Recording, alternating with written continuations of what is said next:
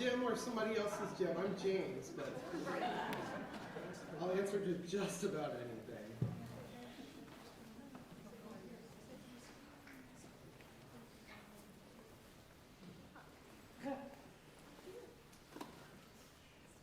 It's 6 o'clock, so we'll start.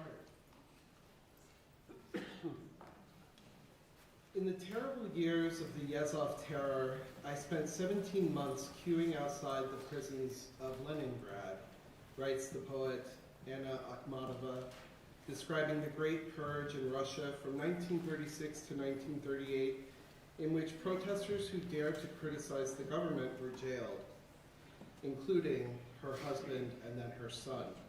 She continues, on one occasion, someone recognized me. It was a woman who was standing near me in the queue with lips of a bluish color and who, of course, had never before heard my name. And now, waking from that state of numbness which was characteristic of us all, she quietly asked me, for everyone spoke in whispers those days, can you describe this? And I replied, I can. And then something like a smile flickered across what was once her face. For those of you who don't know me, I'm James Hall. I'm the director of the Rose O'Neill Literary House. I'm a poet who is alive with you in this time and this place, and like you, bearing witness to an America that increasingly feels divided, if not downright dangerous. The poet's duty as scribe and witness is not so different from that of our guest today, John Harwood, who for 4 decades has been reporting on national politics, covering the White House, elections, and economic policy, among many things. But I'm getting ahead of myself. First, a little bit of business. First, and let me say what a sincere pleasure it is to welcome you today to the Richard L. Harwood Lecture in American Journalism, now annual. Yes.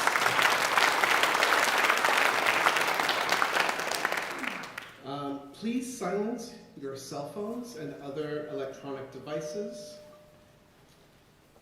After the conversation, there'll be an opportunity for question and answers. To ask a question, you'll need to leave your seat and go up to the mic stands, which you'll see on both aisles. There are people watching and listening from across the globe on our live stream, and so they won't be able to hear shouted questions. So if you would please send someone up to the mic if you can't get there, but please do use the mic. I also wanted to say thank you to the many campus partners and departments that have helped us organize and carry out this event. The list is truly too long to enumerate. We'd be here till 7:30 just for that. But please know I am grateful for your partnership. It truly does take a village. I also want to thank the Harwood family, particularly John, for agreeing to be this year's lecturer. And I'd also like to thank John's siblings, Helen and David, as well as their mother, B. Mosby at Harwood. Through the generosity of the Harwood Fund, Washington College has benefited from visits by some of our country's most prominent journalists and public servants. I'm also glad to announce that, thanks to the Harwoods, the fund will now award a new scholarship to an incoming Washington College student who will pursue the study and craft of journalism.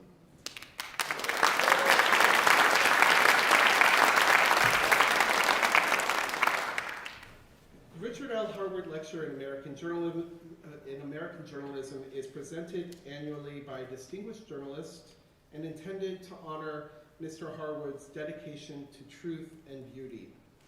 In addition to news articles, Mr. Richard Harwood authored books and essays and even penned an original screenplay for the film Under Siege.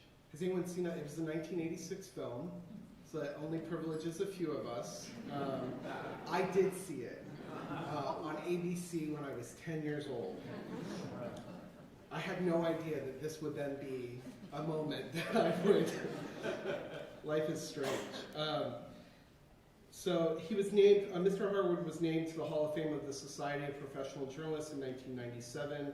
When he passed in 2001, he'd crafted a distinguished 50-year career in journalism, 3 decades of which was spent at the Washington Post, where he was renowned as an exacting reporter who shaped the journalistic standards of his times. Mr. Harwood was also a friend of the college, serving as a trustee, a journalism advisor, and senior fellow and professor here. I'm glad that through this series and now newly minted scholarship, we can continue part of Dick Harwood's legacy of educating and shaping the next generation of American journalists. Let me now turn to introducing our guests today. John Harwood has covered the White House, Congress, national politics, and the economy for America's most prestigious news organizations. He has interviewed every president from George H.W. Bush to Joe Biden, and he received an Emmy nomination for his hour-long live CNBC town hall with President Barack Obama. He spent a year as Nieman Fellow at Harvard. He was part of the Wall Street Journal's team covering the 9/11 attacks on New York and Washington, which won the Pulitzer Prize. For the New York Times and CNBC, he chronicled the financial crisis and the Great Recession. He moderated Republican presidential debates during the 2012 and 2016 campaigns. I remember watching those too. Prior to joining CNN in January 2020, he served as CNBC's chief Washington correspondent from 2006 to 2019. For CNN, Harwood covered the tumultuous final years of Donald Trump's first presidency. I wish we could. I'll stop that. And his 2020 election battle with Biden. He subsequently tracked the new chief executive's attempt to fashion and navigate a post-Trump era. This is Biden. He's the co-author with Gerald Seib of Pennsylvania Avenue, Profiles in Backroom Power, Making Washington Work Again. I can also recommend his live Substack column for Zeteo called The Stakes, as well as a recent podcast called Bedeviled. It's a great podcast. Mr. Harwood is joined by my colleague Roy Kesey, Associate Director of the Rose O'Neill Literary House. Roy is a translator and fiction writer. His most recent book, Lore, will be published in 2027 by Sarah Palin Books. In addition, he has authored 2 short story collections, a novel, a novella, and a historical guide to the city of Nanjing, China. He's won an NEA grant for fiction and a Penn Heim grant for translation, and his work has appeared widely in our country's finest literary venues. Please help me give a warm, very Washington College welcome to Roy Kesey and John Harwood.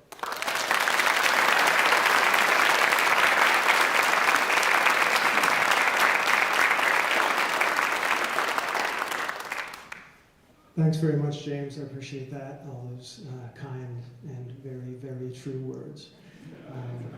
My bio felt a little long in comparison, frankly. Thanks to all of you for braving the ice tonight to join us. It's great to see so many of you out. It's great to see so many students. Thank you, John, for joining us. This is a wonderful thing. Delighted to be here. We're grateful, not just we at the Lighthouse, we, Washington College, are grateful for the support that you've shown the college, that your family has shown, not just the nature, or not just the degree of support, but the nature of it as well, supporting journalism and interest in public affairs at a time when that couldn't be more important. So thank you. One of our goals here at the college, and I'm going to quote from the mission statement, if that's all right, is to model and foment critical thinking, effective communication, and moral courage. We as a society have witnessed the atrocities that can happen when our leaders fail us in those regards, and we can take hope from private citizens without public title or role demonstrating those qualities. The topic of tonight's talk is how to know what is true and how to communicate that at scale in actionable ways. And it might be a little strange, but I think that's also to ask where we are and how we got here and where to go from here. How have the traditional sources of information and knowledge and wisdom been challenged in new ways over the past 10 years or so? Where do we go from here? And for, I think, us to look in the mirror as well, right? Because when we talk about sources of knowledge and information and wisdom, we're not just talking about journalism, although we'll focus on that tonight. We're also talking about explorers and scientists and scholars and academics. And it might be a good time for all of us to sort of look in the mirror and say, how have we failed to get where we are? How did we succeed, and how can we build on those successes into the future? Let's start off with some questions about where you're coming from. James hit the highlights of your resume, which could have gone on much longer. The work for the Wall Street Journal, for the New York Times, political analysis for PBS and NPR and any number of other acronyms. But I think a lot of the folks here tonight, I could be wrong, but I think a lot of them will recognize your name and face and voice most clearly from your tenure at CNN. And for my first question, I just wanted to ask, is there a particular story that you hit while you were there that you look back on and think, nailed it? Well, honestly, it was the very last hit I did on CNN after they had fired me. One of the things that my dad didn't have to experience in his career, and that I didn't experience in my career for most of it, was pressure from the top to tailor what we would say. And that's true in print and true in television. There was an era of benevolent ownership, if you worked for the right kind of news organization, where owners of the newspapers weren't only interested in making money, they were interested in creating a great journalistic product. And the same thing was true in television. That's changed over time, not only because of Donald Trump, but Donald Trump has accelerated it because the business of print journalism and television, cable and broadcast, are both in decline. That's what the digital revolution, the internet, has done. It has created thousands and thousands of sources of content. Audiences are fragmented, going to different sources of information. And so the ability to command a large audience and make a decent profit have just gotten much more elusive. You probably saw the news today that the Washington Post had massive layoffs that would have been unthinkable in another era. But to the specifics of your question, what happened at CNN with me was that I was hired there by Jeff Zucker, who was the chief executive of CNN. He had been my boss at NBC. And when I left CNBC, he said, come over here. I did that for 2 years, covering the White House. And then in February of 2022, he re-signed me to a new contract for 3 years. And a couple of weeks after that, he got fired. And the reason Jeff got fired was that the ownership changed at CNN. They were bought by Discovery, Warner Brothers Discovery. And there was a new management team that had a mission of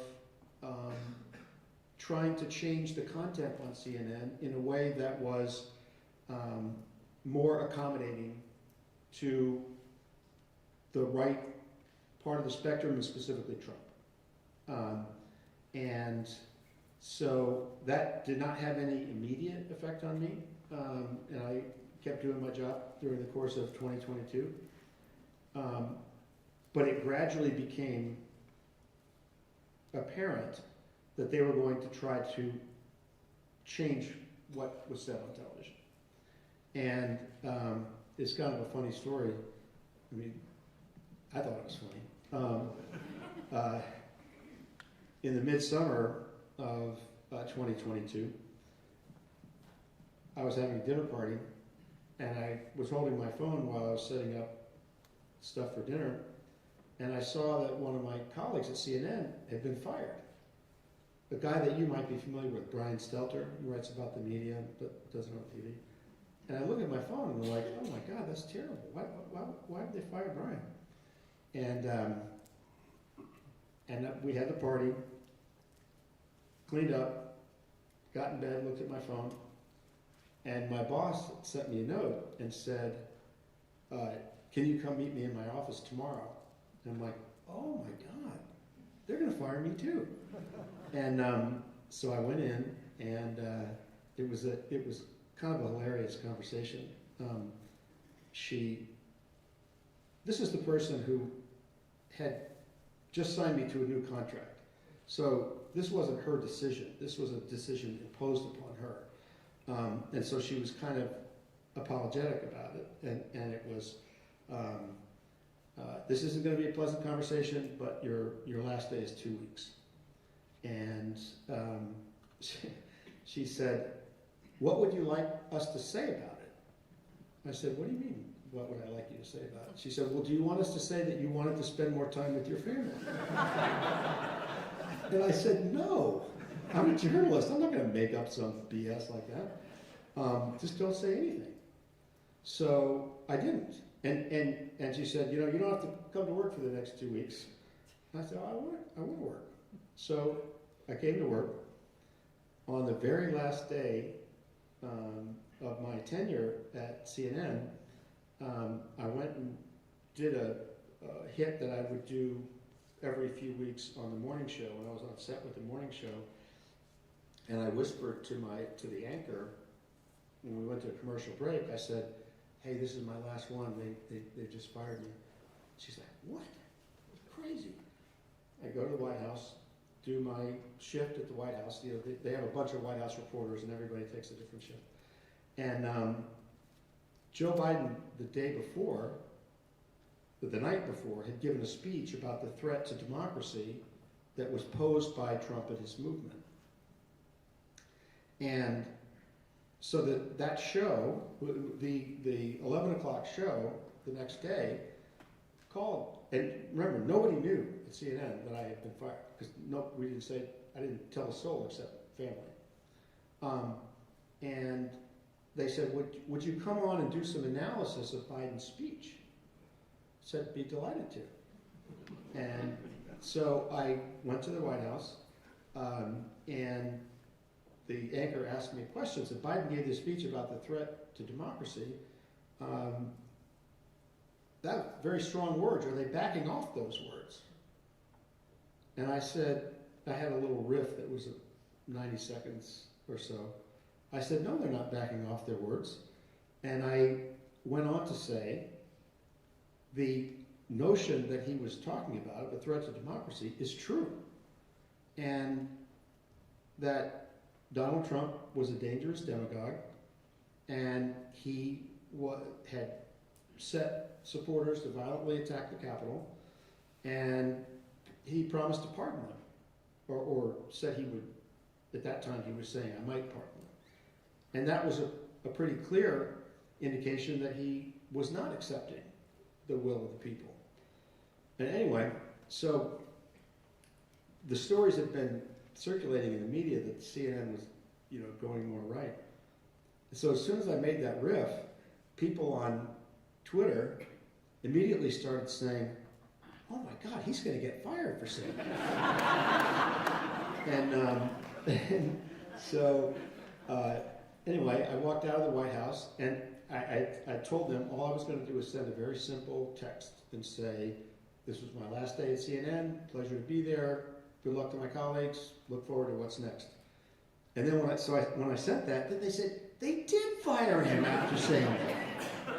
And the management was all upset. You know, were you trying to make us look bad and this and that? I wasn't. I had said almost the exact thing, word for word, on Brian Stelter's show about a month earlier.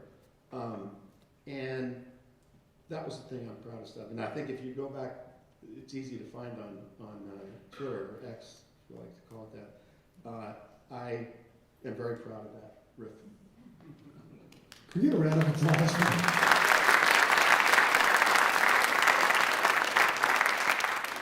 It was nice to spend more time with my family.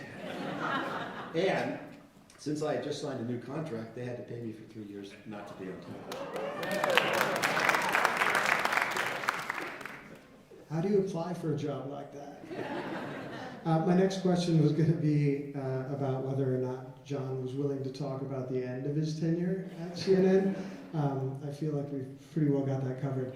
I guess my next question in the theme of the evening's talk is to ask you about the main challenges to truth finding and truth telling. And you've spoken to that a little bit, but maybe we could reach farther back. And has there been this sea change that there kind of feels like there has been in terms of the challenges changing and maybe becoming more acute? Well, I don't feel like there's a challenge of truth finding. I think there's a challenge of truth accepting by a significant chunk of the American population, encouraged by Donald Trump and the Republican Party.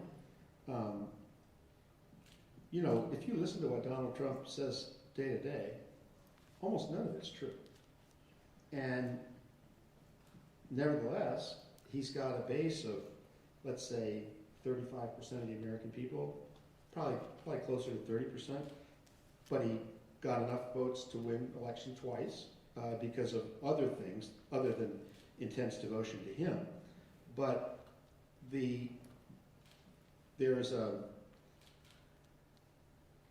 populist movement that's true throughout the Western world that is anti-intellectual, that rejects objective facts of various kinds. And I mean, you see it in RFK Jr. and what he's doing with vaccines and health policy. I mean, it's absolutely crazy. And yet, there are a whole lot of people who believe that. And it's a difficult situation that I think is exacerbated by the fact that the changing demography of the country, the fact that we're on our way to becoming a majority-minority country within 20 years, has terrified a certain percentage of the American population, and a high overlap with the MAGA base, and they have reacted in extreme ways to that. And part of that reaction is rejecting facts on the ground in the United States. I have to say, I didn't think it would get. I knew Trump was dangerous in 2016, and he did some damage in his first term, and I knew he was going to be dangerous if he was reelected to a second term. I did not realize it was going to be this bad. It has been worse than I ever could have imagined. And, you know, I mean, everybody's seen the examples. Kristi Noem says, we stopped a domestic terrorist who was trying to kill a large number of ICE agents. Well, that's absurd. And anyone with eyes knows that.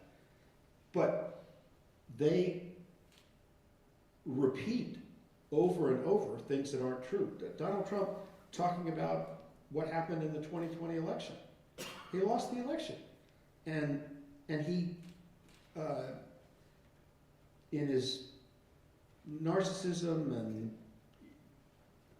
drive for retaining power or whatever, cannot give up saying that, and he has compelled the Republican Party, most of whom in Washington know that it's not true, but they have to repeat it. So I guess what I'm saying is, there are not multiple realities. There's one reality, and there's not two truths about, whether Donald Trump won in 2020. There's one truth. The problem is, a lot of people do not accept it and take their cues from people who don't want to accept it. Right. Yeah. I was thinking about lies. I think about that a lot. I'm a fiction writer, so I think about lies a lot. And usually the goal of a lie is to convince someone of something that isn't true. But when they come this steadily and are this easily and instantly disproven, it feels like they're doing something else, right? Do you want to comment on that? It feels almost like a loyalty test or something. Well, there's a loyalty test. There's also a dominance test. Donald Trump has a craving for dominating people he interacts with. And if you baldly assert something that everyone knows is not true, that is a way of saying, I don't care if you think it's not true. I don't even care if it's not true. I'm saying it, and I'm going to use that for my purposes. That's how I interpret it. And they do it until they can't make it stick. And it was, Minnesota has been an interesting test of that, because they were trying to brazen their way through it after Renee Good, and that was bad enough. Alex Preddy was worse, and the heat they took for the actions that their agents did and the lies that they told about it created blowback that they didn't anticipate. And so they have had to moderate. Trump's mantra is always never acknowledge a screw up. They had to send Tom Homan out to acknowledge the screw up. And Trump even has hinted at it, because Trump has never been a popular president. His numbers have fallen since he's been president. And I think they were worried that it was going to get to a level that was debilitating. And, we'll see whether the adjustment they made, A, is real, because that's clear that it's real. And B, if it is real, does it have an effect in arresting the erosion of his political strength? We've got a midterm election coming up in a few months. It is almost certain that that will produce a very strong electorate for the Democrats that would give them control of the House, possibly the Senate. And you see the awareness of that from Trump and the people around him.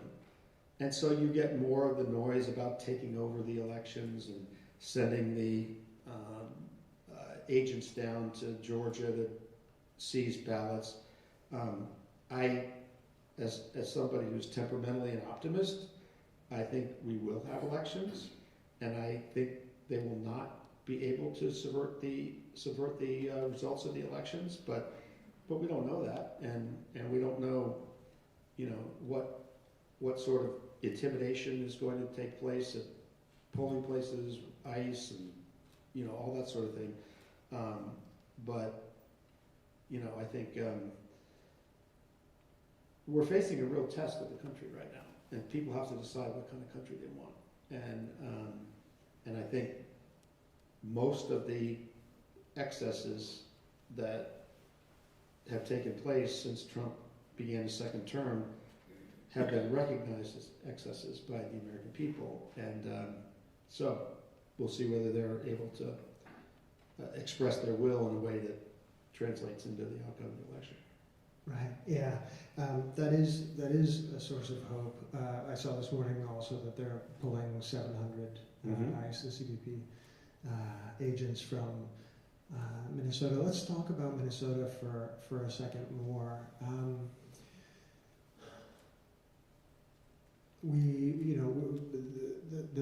There was an action taken recently, and I know you've talked about it on your podcast, but I wonder if you talk about it a little bit here as well.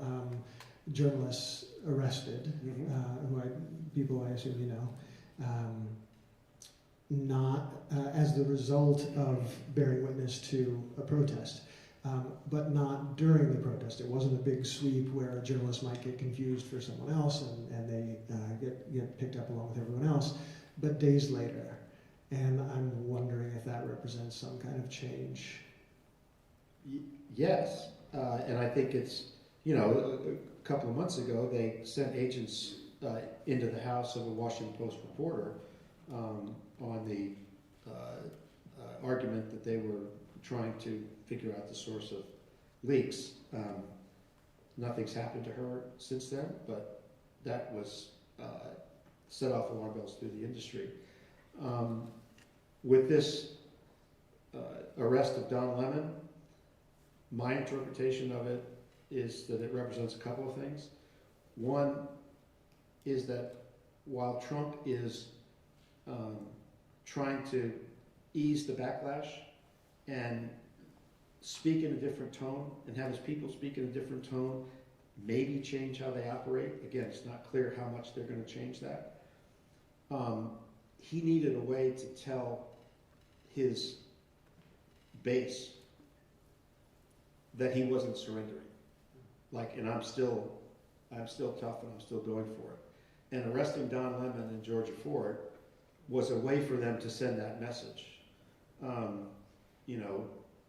It was in a church. Never mind that ICE has been doing roundups of people outside churches themselves, just different kinds of people. And I think they were trying to send a message. I think it's also not irrelevant that Don Lemon's African American, and the overarching project of the Trump administration, I think less at the visceral imperative of Trump than of Stephen Miller, but Stephen Miller's using Trump to pursue his vision, and Trump may vaguely share it, is to make the country more white. And so I think that's a relevant fact to why they arrested Don Lemon. The charges will go nowhere, like so many of the legal actions that the Trump administration has taken. They know that they're likely to be slapped down in court, but it intimidates, it discomfits, it costs money for lawyers, for people who are targeted with this kind of stuff. But the way that they have corrupted the rule of law is so extreme that, again, the more they pursue stuff like that, the more vulnerable they are to losing support. So, Don Lemon's arrest is not all that different from the threat that Federal Reserve Chairman Jay Powell is going to face criminal charges for absolutely nothing, for some claim malfeasance of a rehab of the Fed building. I mean, it's absurd. And Trump, directing the Attorney General to file criminal charges against, political adversaries, XYZ. I mean, it's these are things that aren't even close to the line. They're way over the line. And, he's trying to impose his will. Right. Yeah. Yeah. I've been thinking about things that are way over the line as well, and thinking about the title that we gave this event. The Franklin quote is fine, right? That works perfectly well. I'm not thrilled with unsettling, right? Truth in unsettling times, because I feel like we left unsettling in the rearview mirror years and years ago, right? Unsettling is when I go to the supermarket and they don't have the regular milk and I have to get soy milk, right? That's unsettling to me. or like pickle milk or whatever. I don't know. So yeah, we're way past that, and the alarm bells have been sounding for quite a while. I'm curious about how you are working on these stories now, since you left CNN. You obviously continue to do journalism, and I wonder if you could talk a little bit about how you go about that now, and the pros and cons of working independently versus network news. Sure. Well, I'm an independent journalist, like many people who had worked for large organizations. I had a little hiatus there for a while after leaving CNN because completely out of the blue, at a routine annual physical. Don't skip your routine annual physical. I got a diagnosis of leukemia and immediately began treatment at Johns Hopkins. Got a bone marrow transplant for my daughter, which has been completely successful. I think I'm cured of the disease. But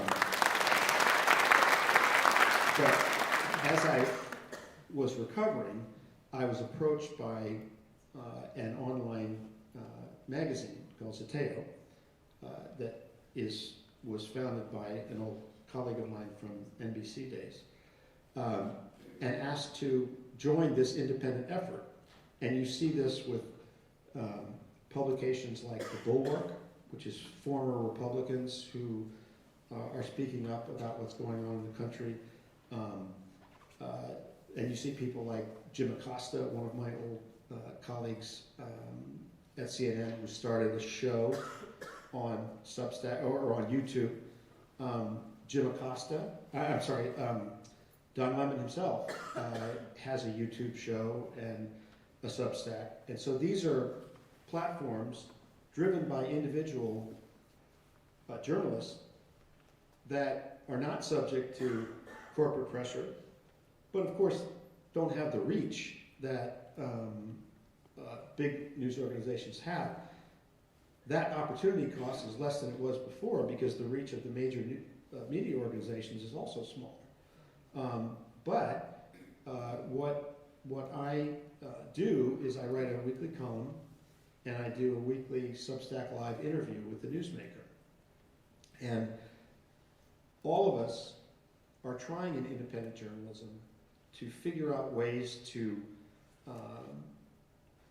disseminate the truth and make it work financially.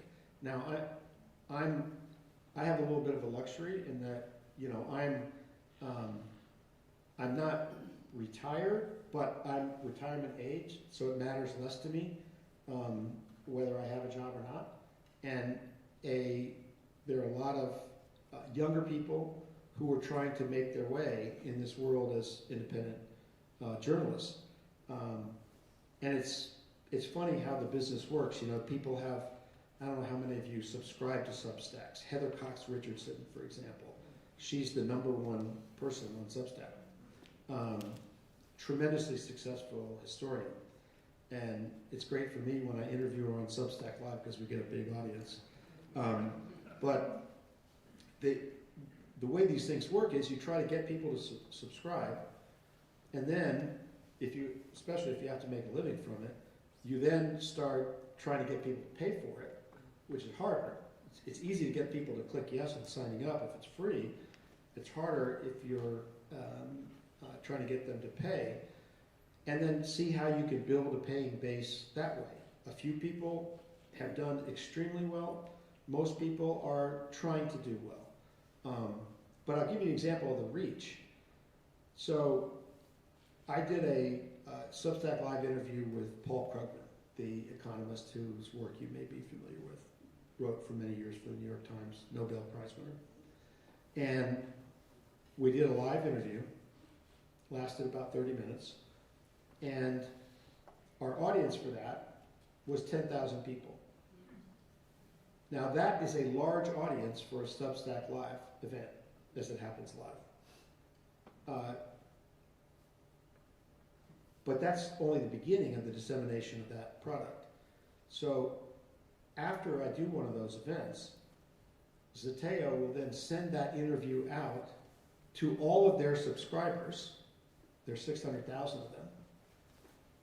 That includes paid people and free people. But they will put it behind a paywall so that if somebody who's not a paying subscriber gets it and says, "Oh, I want to watch that," they have a thing saying you need to pay.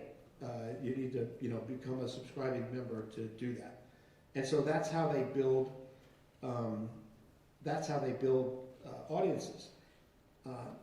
And so they kind of milk that for a while, and then a couple days after that, they put it up on YouTube for free. And so my interview with Krugman has gotten 1 million views on YouTube. So it's sort of 10,000, a little bit more, and then it gets bigger. And so there's an ecosystem developing that is trying to build up the reach of independent journalism. All journalism individually has limited reach, but we're trying to figure out if there are new ways of getting information out that will allow the business to sustain itself at a time when the Washington Post is laying off tons of people, and CBS is laying off tons of people, and many other news organizations are doing the same thing. Interesting. And are you able to advertise on the YouTube channel? Make a little bank on that 1 million views? Honestly, I do not know. I've never watched any of my interviews on the YouTube channel. Doing it once was just fine with me. I think YouTube does have some advertising, but I'm not sure if that's true of the Zeteo YouTube channel. So I don't. Yeah. No, I was thinking independent journalists could certainly make use of that. You probably all don't want to advertise like typewriters or whatever, but Right. Okay, so But it's one of the challenges of that independent journalism thing is that, the advantage of subscribing to the New York Times, let's say there's 20 people, a few columnists, a few sports writers, a few international correspondents, a few political writers, book critic, whose work you like, you want to see. You get one subscription and they all come with that. It's bundled. Now, if you want to subscribe to those 20 people, in many cases, not the same 20 people, but there may be 20 people on Substack whose work you like, but it's not really feasible to ask people to subscribe to 20 different people. And so how that situation evolves, whether there's a new way of aggregation that will be profitable, is something that we have yet to discover. right, yeah, we could get into the way forward for newsrooms in terms of business models in a little bit. I've never thought of newspapers as the original bundle, but I guess in a sense they were. And it preceded what happened with cable news. I started, cable news became a huge force in American life, probably in the 1990s. That's when Fox News was founded, that's when MSNBC was founded. And when you subscribed to cable, you would get a whole package from Comcast or whoever your subscriber was. That was a bundle, a whole bunch of channels. But increasingly, people didn't want to pay for a whole bundle. They maybe wanted to pay for a third of that. But they only cared about two things, or maybe all they cared about was ESPN or CNN. And so once people figured out that they could go that way, the whole cord cutting and the unbundling happened. I have 3 grown children, none of whom have considered for half a second subscribing to cable TV. It's like, why would I do that? It's not worth it. And I don't know all the ways in which they get their stuff on TV, and there's YouTube TV and various other ways in that they can get the particular things they want the most. But that's the nature of the industry now. It's much more specialized and individualized and oriented around niches. Right, yeah. I was thinking about my own, to get away from business and back to the job for a second, I was thinking about my own understanding of political journalism as a job and how that was formed, really, from this great documentary I saw called All the President's Men with Robert Redford and, yeah, you remember that. Jason Robards. What does someone like me who's outside of the business not understand about the job of political journalist or get wrong about the job of political journalist, given my background? You mean independent of the business aspects? Yeah, the day-to-day. Oh, I don't know. I mean, I've done this stuff for so long, I'm trying to think about what would be not obvious to you, but, covering politics and government has been about being present at events. So if you're covering Congress, you're on the Hill every day and you're running around talking to lawmakers. If you're covering the White House, you're at the White House, although you don't have to be, because people at the White House don't have that much freedom of movement, and much more often you get somebody on the telephone rather than getting them physically at the White House.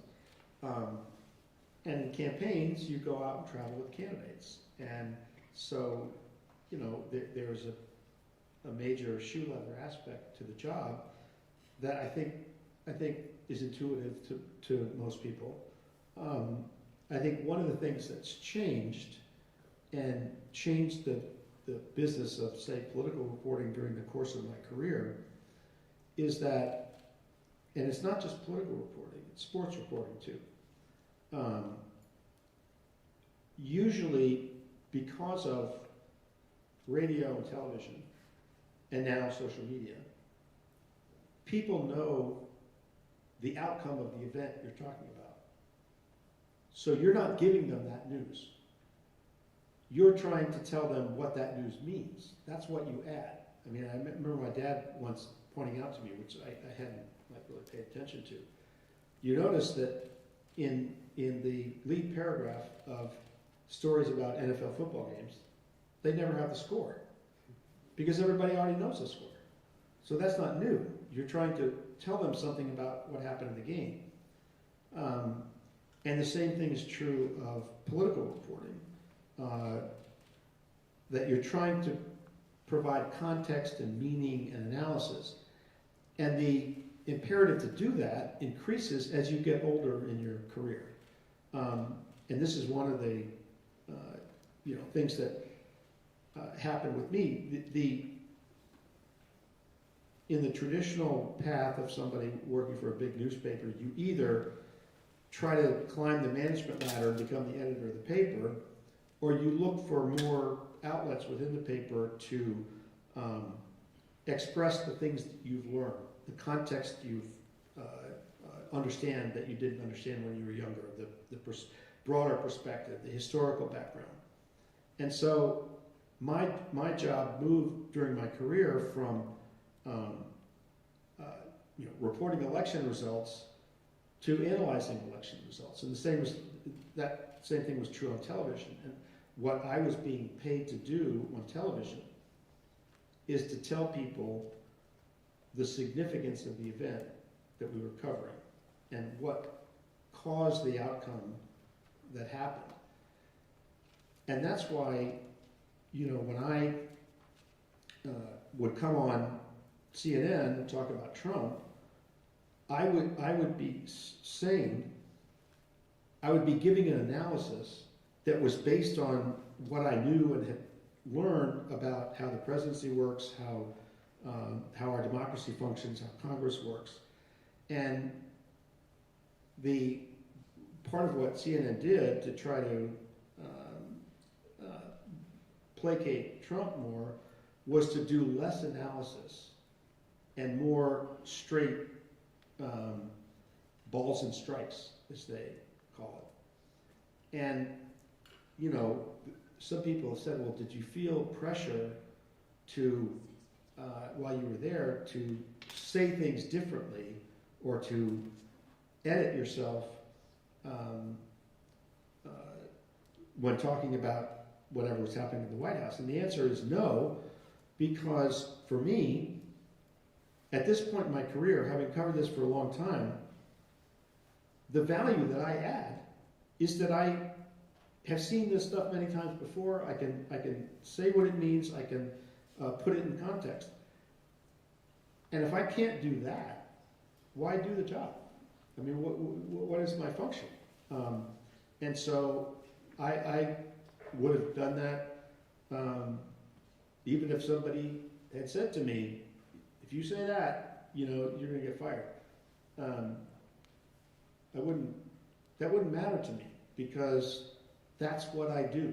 And if I can't do that, there's no point in me having a job.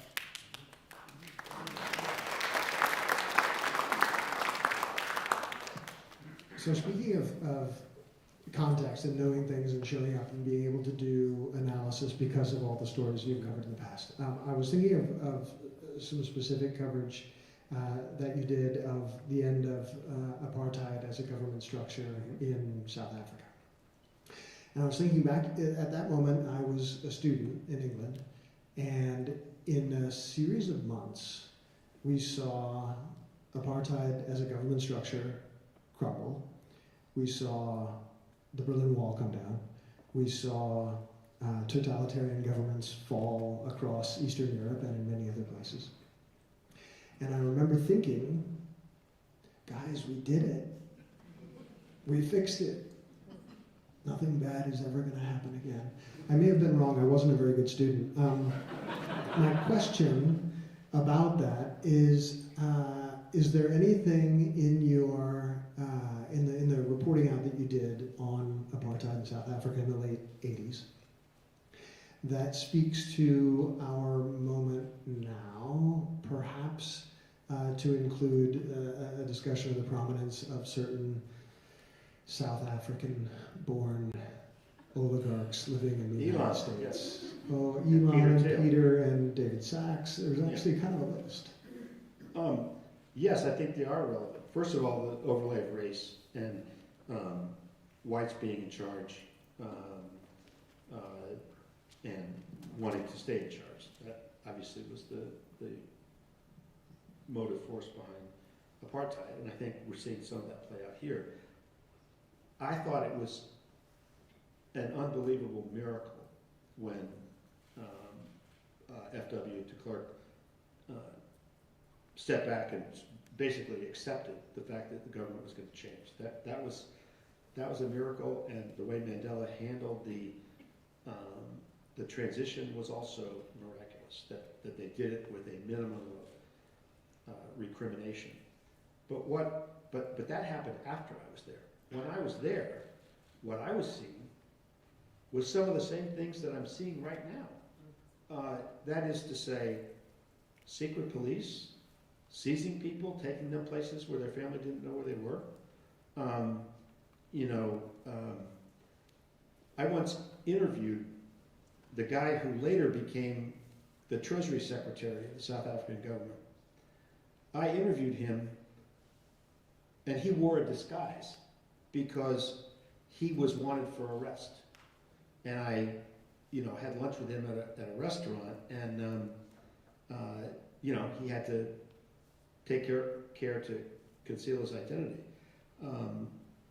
We're seeing some of that same stuff happening now, and the crazy hook is the idea that Donald Trump has now shut down refugee admissions almost entirely, with the exception of white South Africans, on the pretense that they face genocide in South Africa. First of all, that's completely false. There's a lot of crime in South Africa, and some of the white farmers that they say are facing genocide, have problems and have crime problems. That's true. There is no genocide or anything approximating genocide. But Elon Musk has blown this horn, and the other South Africans that you mentioned, and Donald Trump intuitively is sympathetic with it because Donald Trump has been a racist his whole life, and the idea that whites would be under threat is something that makes sense to him. And so, yeah, it's unnerving how close the parallels are. And, you know, is it as bad here as it was in South Africa? No, it isn't. And, you know, are people being killed on the scale that was happening in South Africa? No. But things that are happening now that we can see because people have cell phones, and what we hear from their lawyers when they finally get connected with lawyers are things that shock the conscience. And yeah, I never thought I would see it in this country. Yeah. Yeah, I was thinking of, I think it was yesterday, there was an interview with a woman who was sort of bearing witness outside of her kid's school, and she was wearing a mask, and it was, right, it's the need to protect identities, not of the ones who are most famous for wearing them. All right, so I wanted to talk about a couple of the other challenges that you're facing, and one that we in higher education are facing as well. The society generally, I guess, and that is the effects of generative AI. As a writer, as a creative writing professor, I have lots of thoughts about them. All of them are swear words, but I'm wondering about its effect on journalism, its ability to falsify text and images and movies, its ability to filter and manipulate things, the generative AI chatbots like Grok that are created and modulated by people with political agendas. And I'm wondering about the effect of that on journalism. Well, it seems to me that you put your finger on two different things. One is the use of AI and the effect on journalism. Let's just take the manipulation aside.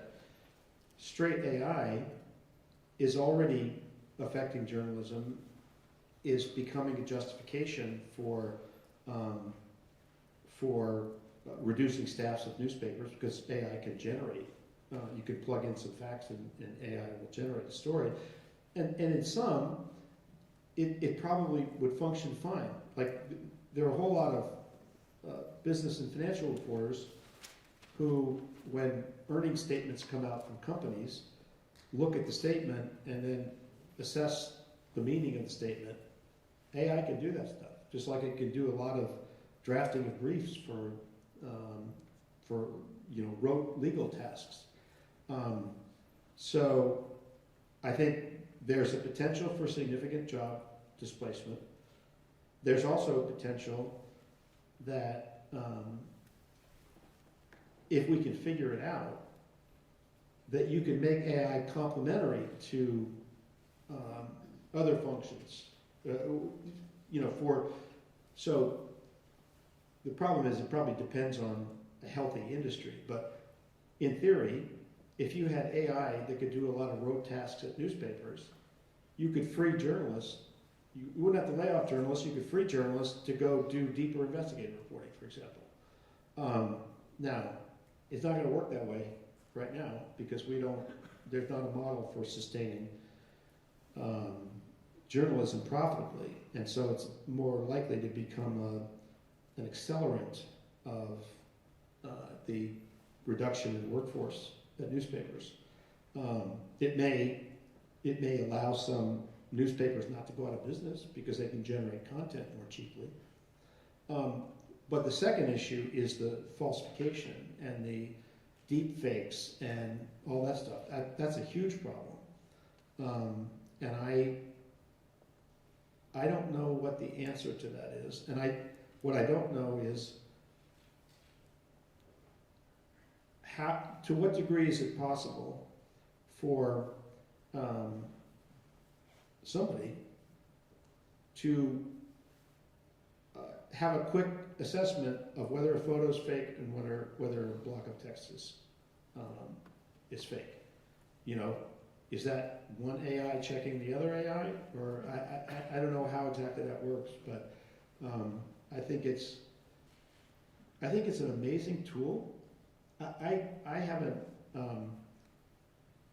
used it all that much until very recently, and it's astonishing how fast stuff can come up. Now, you need to check what they say to the extent that you can to make sure it's accurate, but it's incredibly powerful. And, you know, I know a lot of people are worried about doomsday scenarios where AI, you know, takes over the nuclear arsenal and decides the time is right to start World War III. You know, I'm hoping that the people creating AI can manage to avoid that. But as for augmenting the dissemination of information, you know, there's a lot of potential if they can figure out ways to do it without destroying what human beings can do. I'm very sympathetic to those of you in universities, though, because I've heard that here and there you can find a student who uses AI to maybe write an essay or something, and I don't know what the hell you're doing with that. I wouldn't know. Yeah, so we all saw that other documentary, Terminator, and I'm a little afraid that some people got the wrong idea about who was the hero in that film. That seems problematic. And AI checking itself is a fascinating little loop. There's as an author, obviously, the whole thing is built on plagiarism, and I, you know, my books got caught up in that as well. Yours probably did too. And there's a situation now where people are putting their books written, published in, you know, the 1990s or the early 2000s into AI checkers, and they're being marked as 70% AI because those were the books that were used to train AI, and AI is just recognizing that text that they used to build themselves. Well, like here's one little practical thing. It's very small, but I wrote a column last week that referred to John Thune, the Senate Majority Leader, and I mentioned that he had been an Eagle Scout in his youth. My memory is that he told me that, and that has been an accepted part of his bio. And so the fact checker on my column called back and said, we can't find any verification of the fact that he was an Eagle Scout.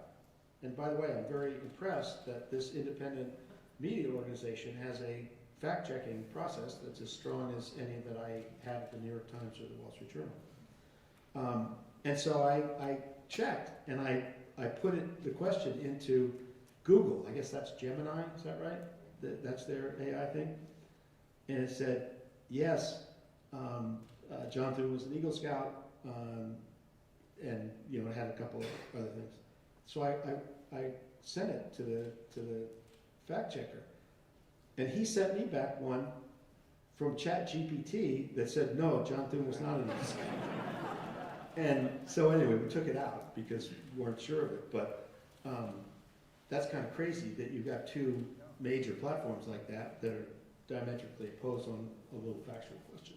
Yeah, I mean, it's interesting, and I think it happens because they're not in the business of truth, they're in the business of prediction, right? They're predicting the next word to come. And that might be how that happens. There's one other challenge that I wanted to ask you about, and you alluded earlier to media ownership having changed and having a different sort of ethos than previous owners might have had. This is a kind of a roundabout way at it, but I'm wondering about the effect of this unprecedented consolidation of wealth in this country and the 15% or so of the American populace that's okay with it, and what it means when media owners are in that 15%. And not just media owners, right? We can all look in the mirror when tech leaders and venture capitalists and university presidents, Ivy League board members, right? That these people are in that 15%. We all have some work to do, but I'm wondering what it means when media owners are in that 15%. Well, I think it really complicates things, and it exacerbates the problems associated with the decline of the business model of those organizations and the fragmenting of audiences. Just take, for example, the Washington Post, where my dad had a very long career, as you heard in the introduction. That was owned by the Graham family. The Graham family was a very public-spirited family. They weren't trying to squeeze every dime out of the Washington Post.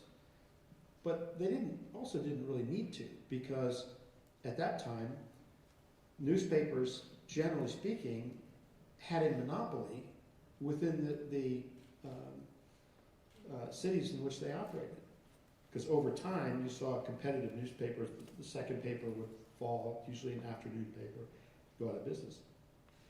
And so they were a benevolent family. The Sulzbergers with the New York Times are the same way. The Chandler family with the Los Angeles Times, same.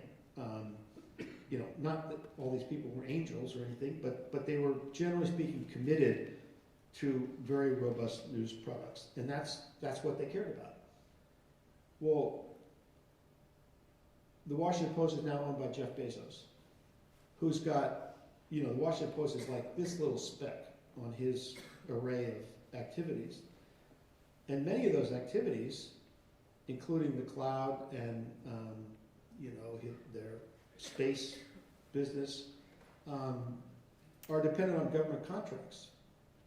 And if you have a president, as we now do, who is willing to squeeze those owners because he doesn't like the news coverage, the owner's got to make a decision. Am I willing to pay the cost of that, and tell the president to buzz off, or am I going to change to try to ingratiate myself? And in the first Trump term, Jeff Bezos did the former. And he had a very strong editor, Marty Barron, and he said, we're not going to shrink, and I got plenty of money, and we're gonna keep this thing going. And they had a surge of readership and digital subscriptions and all that stuff. And it all went down under Biden, who was just not good for business in the news. He's a boring president. And people had gotten addicted to the kind of adrenaline rush of like, what crazy thing is Trump doing today? And now that Trump is back and displaying a greater willingness and less restraint about applying his power and squeezing organizations and squeezing institutions, Bezos made a different calculation and is saying, I am going to give in to that. The owners of CBS were trying to make a merger, and they thought that they would have more difficulty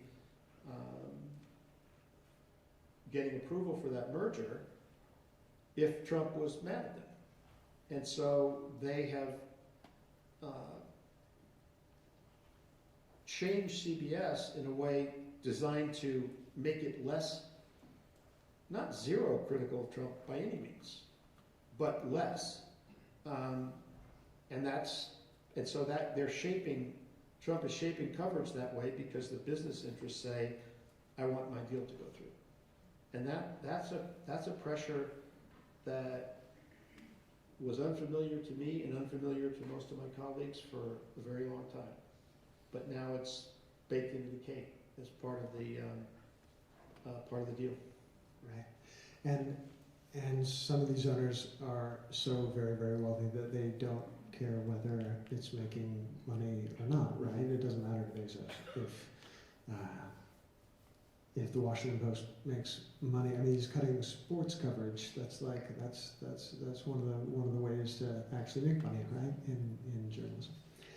There was a statistic put out today is people were lamenting the huge layoffs at the Post, and the fact that, you know, Jeff Bezos could take the money between his sofa cushions and finance the Washington Post for 20 years.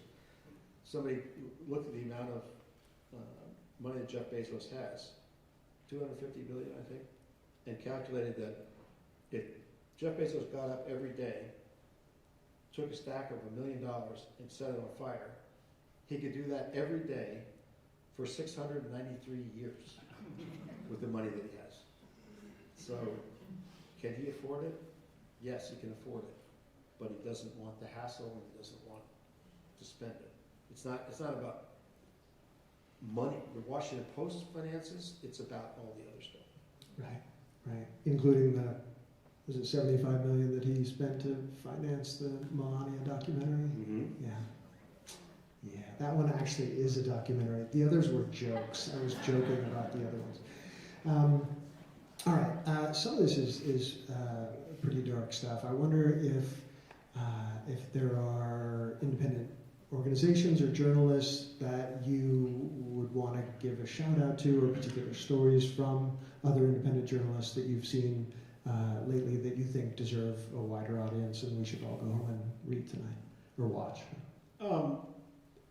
Well, there are a bunch of them, but let me say, I don't dismiss the journalism that's being produced by what they call legacy media, corporate media.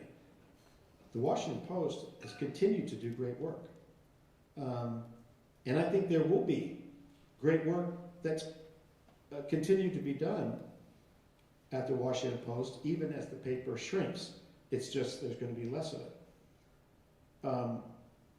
I think given the nature of our economy now, we're in a situation where the winner, number one, all the rewards flow to the top. And that winner is the New York Times. The New York Times has the ability, through the breadth of its activities, everything from the puzzles and the cooking stuff and all the lifestyle things that they do, while also financing the international coverage and the domestic coverage and the arts coverage, and they do great stuff. It's a great newspaper. And so that's there. But, people like, try to think of the Substacks that I subscribe to. Matt Iglesias is one. I don't know how many of you read his stuff. He's sort of center-left guy who before worked for the American Prospect. He worked for Vox Media. Very smart guy. He's been extremely successful in what he does. I think Krugman continues to be a very sharp observer, not just of economic events, but of other things. I'm trying to think of who else. Oh, Judd Legum has a Substack called Popular Info. Judd's a young guy who grew up in Annapolis, who, as a guy, built up a huge following that all he does is investigative reporting. And he was so successful that he's been able to build a team. Those are examples of things that I think are worth paying for and subscribing to. My friend Terry Moran, who you might have seen got fired from ABC because he spoke very harshly, very accurately in my opinion, but it was harsh because harsh was justified, about Stephen Miller, has now become an independent journalist and has a very well-written and well-reported and literate Substack that he does. The People on the Bulwark, that was founded by my friend Bill Kristol, who, crazily enough, I got to know him as a conservative Republican who was shooting at President George H.W. Bush from the right while he worked in the George H.W. Bush White House. And he has been one of the conservatives who has not knuckled under to Trump. He's sort of like me. He's at an age where he doesn't care, and so he's going to say exactly what he thinks. And he started the Bulwark, and he's had people like Tim Miller, who you may have seen on TV, former Republican National Committee spokesman, Jeb Bush spokesman, Sarah Longwell, another Republican, a former operative. They have built a tremendous team. That's worth paying for on independent media. So those are some examples. All right, thank you. I've tried to stay away from the sort of evergreen stuff, but one of the things that I'm proud of here at Washington College, we have a thriving journalism editing and publishing minor in the English department. We have a terrific communication and media studies department teaching digital storytelling and critical media theory, and 4 student publications, including the Elm, the student newspaper. And so I'm wondering, there's the shout out, I'm wondering if you'd mind sharing advice for aspiring journalists or aspiring political journalists, things that you maybe wish you had known when your career was taking off. Well, the problem with me giving advice to younger journalists now is the world is so different than it was. You know, when I came up, there was a path, and it was very similar to the path that my father followed. You would start at a moderate-sized newspaper and try to learn what you were doing, and develop some level of competence, and have enough repetition, and that you were confident in what you're doing. And if you did that, you were able to impress people at a bigger newspaper, and maybe a bigger one after that. So my dad went to Vanderbilt, started out at the Nashville Tennessean, got hired by the Louisville Courier Journal and Times, came to Washington for them, and then Ben Bradley became familiar with his work and hired him to the Washington Post. So that was a path. When I was coming up, it was similar. You tried to do what you tried to show a little interest throughout your career. Maybe you work on your high school newspaper and your college newspaper, get an internship during the course of your college career. And that is exactly what happened for me. I got an internship at a newspaper in Florida called the St. Petersburg Times. It's the Tampa Bay area. It's now called the Tampa Bay Times. And I was very fortunate. I was privileged to have a father who was in the business. And the editor of the paper in St. Petersburg was one of his old colleagues at the Washington Post. So I did my summer between junior and senior year, and had a successful summer. And they hired me after I graduated, and I spent 12 years there. I had a fellowship at Harvard, as they mentioned, for a mid-career journalist. I was conceived on my father's fellowship at Harvard, and so I had a little bit of a legacy thing going on. And my first child was born during my year there. And after that, I went to the Wall Street Journal. So that's like a stepping stone. First of all, many of those stepping stone outlets don't have any jobs. They're shrinking. It's very hard to break in there. You also have, and I've seen this over the course of my career, people being less willing to take those steps at the bottom rung and climb up. The analogy in television, and television was a later in life thing for me, not a career. But you would get out of school, whether you covered journalism or a broadcast major, and you would go to Fargo, North Dakota, and you would be a reporter on the Fargo station, which was tiny. And you'd probably set up the tripod and shoot your own shots, put yourself into focus and do the news, all do it yourself. And then you move up and you go from market size 100, and you go to market size 70, and then market size 30, and you try to get to one of the top markets. I mean, I do get asked about by young people about advice, and it's hard for me because I don't know what they're facing. What I would say is that I think it's still true that demonstrating that you really want to be in the business, and it's not some casual thing that you're coming up with at a point because you need a job, that is important to people, to news organizations, to show that you really care about the work. I used to do career counseling for seniors at Duke, where I went to school, and I was kind of surprised at the number of people who majored in political science, and they said, "Oh, I want to go into journalism," and I said, "Well, where are you looking?" "Well, I'd like to go to the New York Times." "Did you work on your college paper?" "No." That's a very difficult thing to do, and that would take something to get a job in that way. So you got to show some want to. I think I would emphasize versatility, that people should be prepared to be able to write, be able to talk to camera, be able to operate a camera, and take pictures and video. Because increasingly, especially in the world of independent journalism, but increasingly at major outlets as well, you're asked to do more things.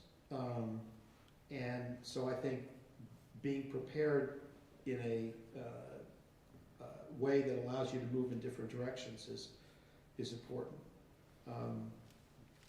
And mostly I would say God bless you for going into journalism, because it's a tough time to go into the business right now. And what gives me hope is that there are people who are willing to do that, even though they know how difficult a time it is for our business. That was not something that ever crossed my mind when I got out of school. I looked at the big news organizations and assumed that those were permanent structures. And what we're learning in the last few years is very little is permanent unless people make it permanent, and stuff can be destroyed pretty quickly.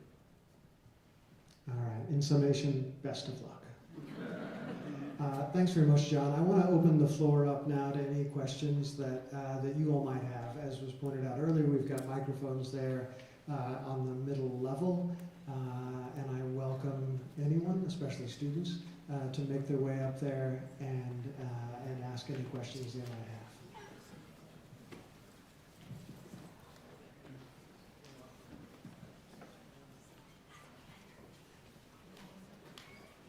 Hi. A while ago, you spoke about an anti-intellectual movement that you've seen kind of sweeping across the globe in the last decade or so.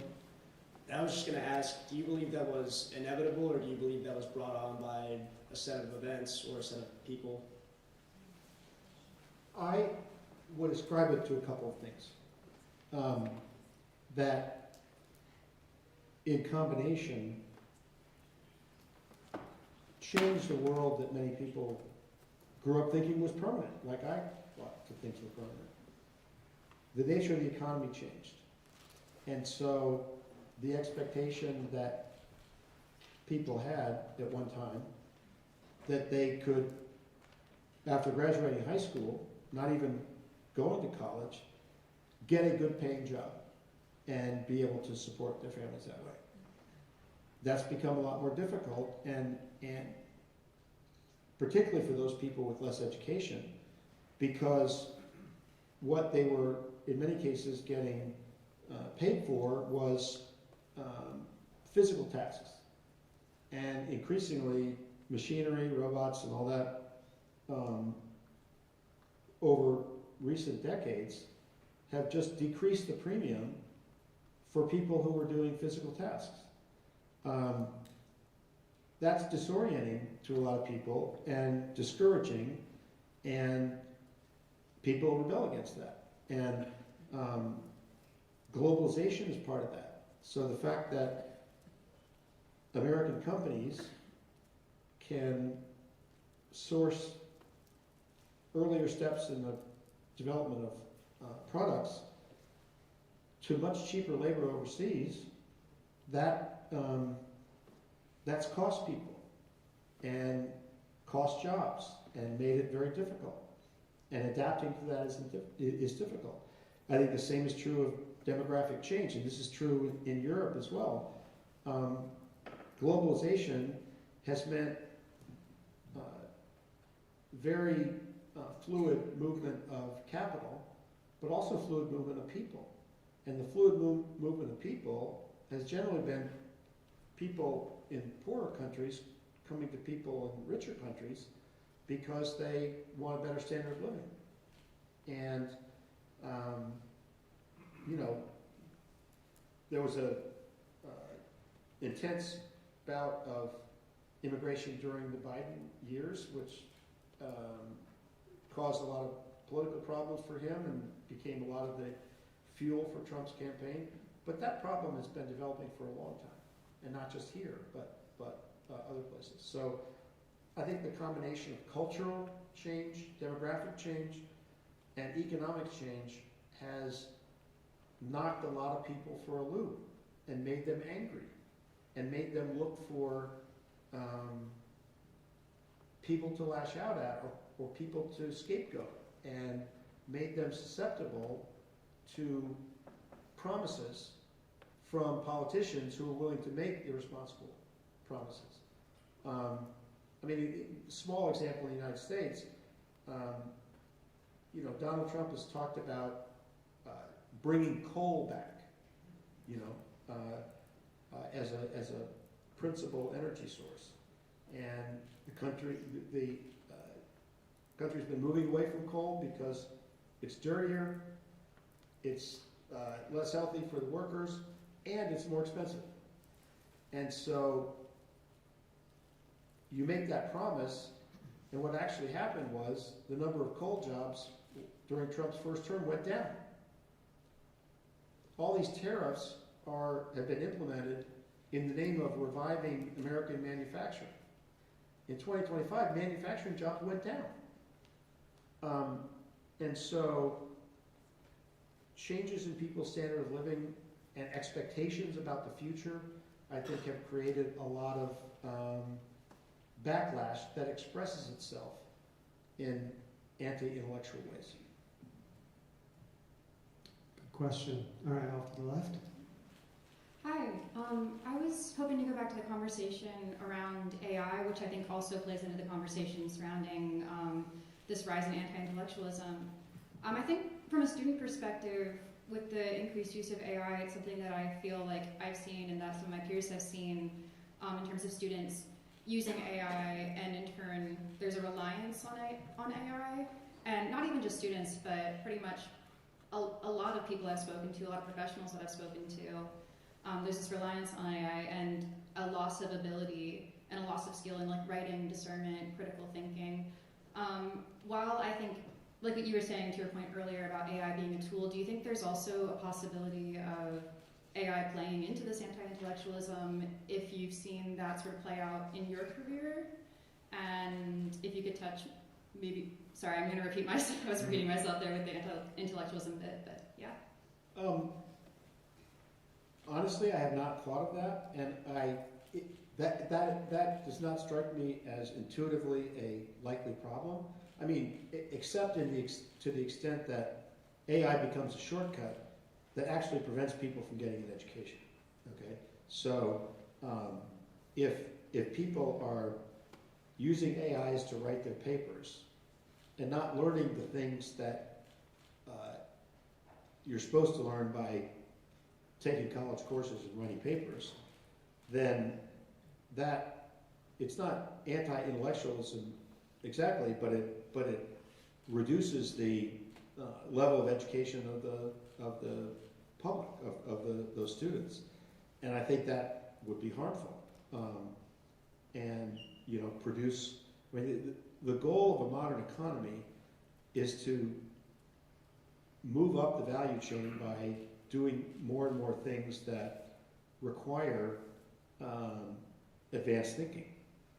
And the less advanced thinking you have, the less likely you're going to get innovation the kind of things that make an economy stand out. You know, and that's one of the dangers, I think, of the current situation with the Trump administration.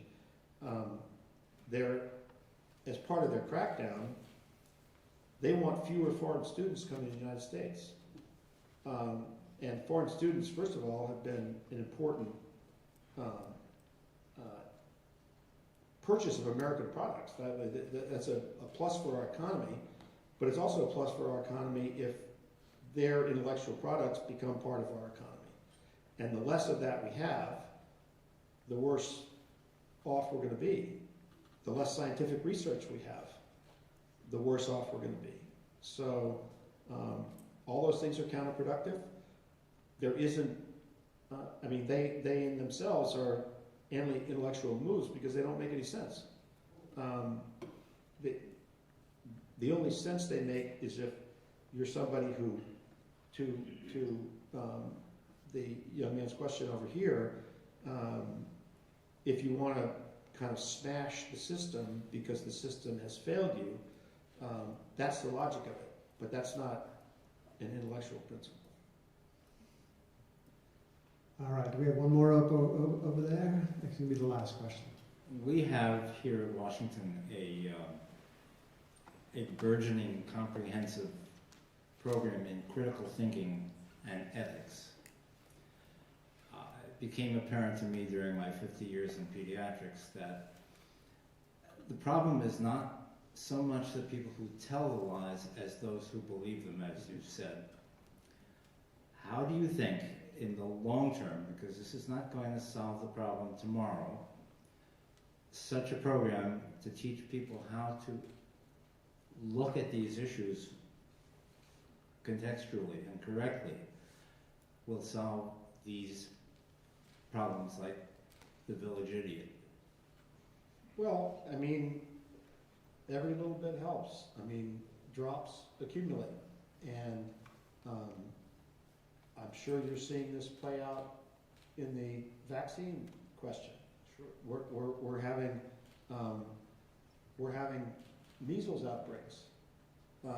Funny thing, when you get a bone marrow transplant, it wipes out your immune system. I'll tell you two funny things. This isn't really journalism, but it's kind of interesting. It wipes out your immune system, and so you have to retake every vaccine you ever had in your life because you don't have protection against any of those diseases. I've had 21 of the 22 shots that I have to take. The one that I haven't been able to take is measles. And so I've been kind of worried, like, I need to get that vaccine before Bobby sends the measles epidemic to my house in Maryland. And fortunately, I'm getting the shot next week. Here's the other crazy thing, nothing to do with journalism, but it's a scientific thing. When you get a bone marrow transplant, you acquire the DNA of your donor, okay? So I now have my daughter's DNA. And if they tested my blood, it would say that I'm a female, and the markers would be the same as her markers. She lives in Ecuador with her husband, who is Ecuadorian. In Ecuador, there was one prenatal test that she wanted to take that was not available in Ecuador. She called Johns Hopkins and they said, your dad can take the test for you. And so they sent me the test tube and I spit in the tube and that was her test. Crazy? I think we're going to end there. Thank you. Round of applause for John.